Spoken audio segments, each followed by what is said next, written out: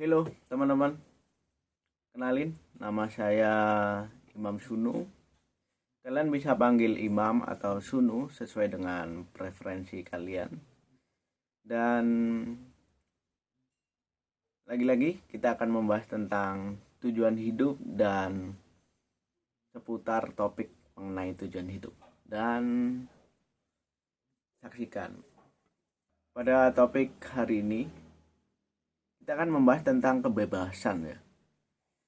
Kebebasan yang sebenarnya diprogram oleh sebuah sistem di mana kita dituntut untuk bebas justru bukan melalui paksaan. Bukan melalui paksaan yang datang dari luar diri kita. Tetapi diri kita sendiri yang memaksa diri kita masing-masing ya untuk kemudian mencapai tujuan hidup itu. Benar ya? Misalnya gini, kalian pernah nggak sih nonton berita-berita para pekerja, misalnya ojol dan mungkin juga pedagang dan sebagainya, yang diberitakan oleh media mereka sampai mengalami yang namanya kematian, meninggal dunia. Justru di tengah dirinya bekerja, justru di tengah dirinya dalam proses mencapai tujuan hidup itu. Dan bahkan juga tidak jarang mereka yang berjuang sampai malam, sore malam, hingga tengah malam mungkin ya, adalah mereka yang punya tujuan yang begitu banyak, tujuan hidup yang begitu banyak. Bahkan juga tujuan hidup yang dibentuk oleh sistem yang justru menuntut.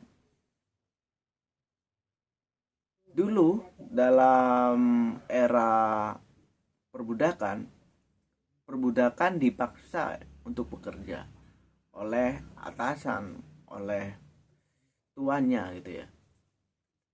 Tetapi untuk saat ini kita sebenarnya nggak ada yang memperbudak, kita nggak ada yang namanya majikan, tapi justru absolute slavery atau perbudakan yang absolut itu justru terjadi di era sekarang.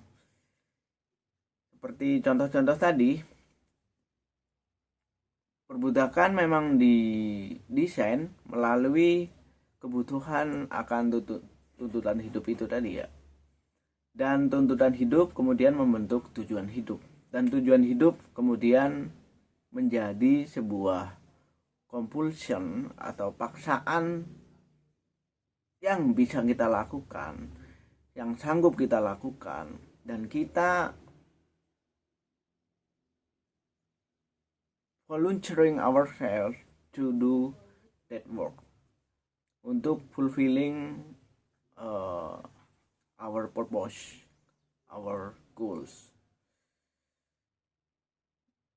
Dan ini kejamnya maksudnya adalah kejamnya sebuah sistem daripada sekedar majikan yang nyuruh-nyuruh. Sistem ini tidak hanya menuntut melalui you have to do the work, tapi sistem ini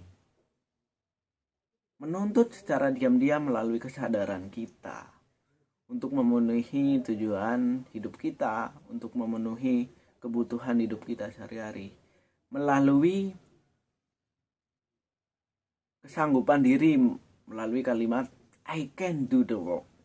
Misalnya kalau tahu istilah just do it, nah implikasinya adalah I can do it, seperti itu. Nah, implikasi dari I can do it ini membentuk yang namanya absolute slavery tadi, yang artinya perbudakan absolut itu dibentuk melalui kesanggupan kita melakukan hal-hal yang sebenarnya ya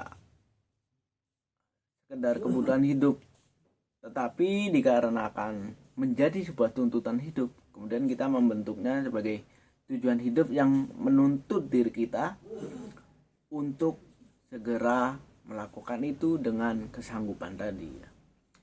dan sungguh perbudakan yang nyata daripada hanya sekedar disuruh-suruh oleh majikan. Pertanyaannya adalah, bagaimana posisi kebebasan kita ketika dalam kondisi yang demikian ya? Kebebasan seringkali diartikan kita keluar dari kondisi A menuju kondisi B.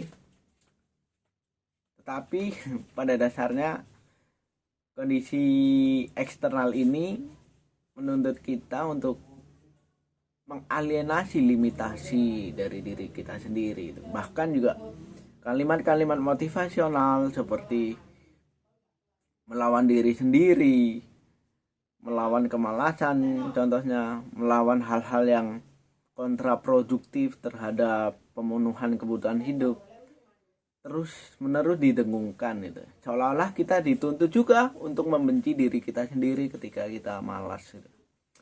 Dan ini sungguh-sungguh lucu dan menjadi renungan saya belakangan ini untuk terus menerus 1 bulan ke depan membuat konten yang bertema tentang tujuan hidup dan juga hancurnya kebebasan manusia setelahnya. Dan sekian untuk pembahasan tentang topik hari ini. Mungkin belum ada arah ya. Mungkin juga video ke-10 mungkin mulai ada arah. Kita tunggu pelan-pelan. Oke, thank you.